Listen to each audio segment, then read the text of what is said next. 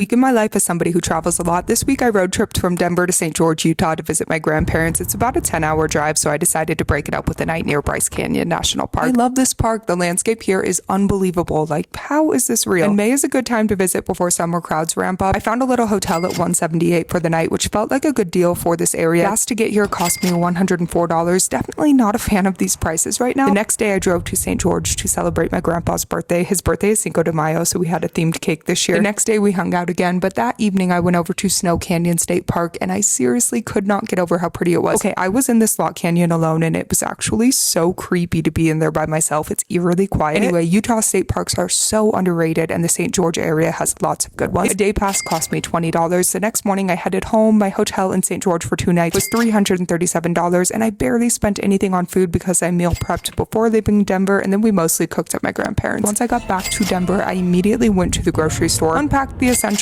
and then basically collapsed on the couch because I was exhausted at this point. Friday was mostly work and unpacking, cleaning the car and getting my life back together, and then over the weekend I waitressed. My in-laws were in town, so we got takeout from Ras Am one night, and I also bought a few random things for a June trip that somehow added up to $107, and that was my